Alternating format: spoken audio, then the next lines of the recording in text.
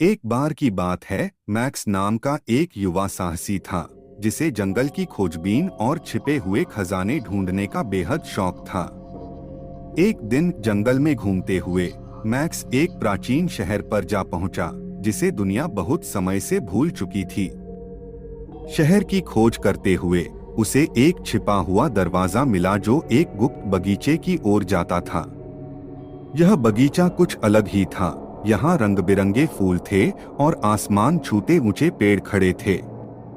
लेकिन जैसे ही मैक्स बगीचे के और अंदर गया, उसने महसूस किया कि कुछ गलत है। पौधे मुरझाए हुए थे और वातावरण में उदासी छाई हुई थी। तभी उसे एक धीमी आवाज सुनाई दी, कौन है वहाँ? मैक्स ने पीछे मुड़कर देखा तो एक छोटे झुर्रियों भरे बूढ़े आदमी को एक बेंच पर बैठे पाया। मुझे माफ कीजिए, मेरा इरादा आपको परेशान करने का नहीं था, मैक्स ने कहा। मेरा नाम मैक्स है और मैं बस यहाँ घूम रहा था। बूढ़े आदमी ने उदासी भरी नजरों से उसकी ओर देखा और कहा, मैं इस बगीचे का रखवाला हूँ, लेकिन यह बगीचा मर रहा है और मुझे डर है कि जल्द ही यह हमेशा के लिए खो जाएगा। बूढ़े आदमी की बातें सुनकर मैक्स का दिल पिघल गया और उसने पूछा कि क्या वह किसी तरह मदद कर सकता है।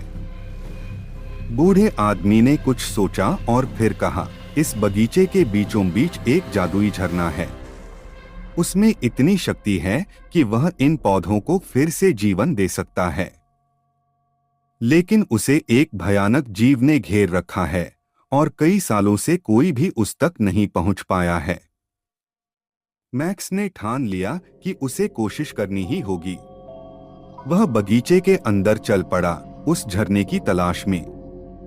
रास्ता खतरनाक था, उसे जहरीले पौधों से बचना था और जानलेवा जालों से भी।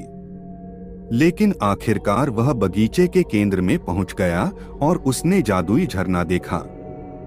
तभी अचानक एक विशाल जीव प्रकट हुआ। वह फर से ढका हुआ था और उसकी तेज धार वाली पंजे और दांत थे। मैक्स जानता था कि उसे तेजी से काम करना होगा, इसलिए उसने अपने बैग से वह चमकीली वस्तु निकाली जो उसने पहले यात्रा के दौरान पाई थी। वह एक छोटा सा आईना था। जब वह बेंच के पास पहुंचा तो उसने बूढ़े आदमी को वह पानी से भरी बोतल दे दी। बूढ़े आदमी ने उस पानी को मुरझाए हुए पौधों पर छिड़क दिया और देखते ही देखते वे पौधे फिर से जीवित हो उठे।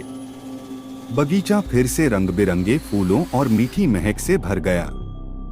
बूढ़े आदमी ने मैक्स की ओर देखा और मुस्कुराते हुए कहा, तुमने मेरे बगीचे को बचा लिया, नौजवान। इसके लिए मैं हमेशा तुम्हारा आभारी रहूंगा।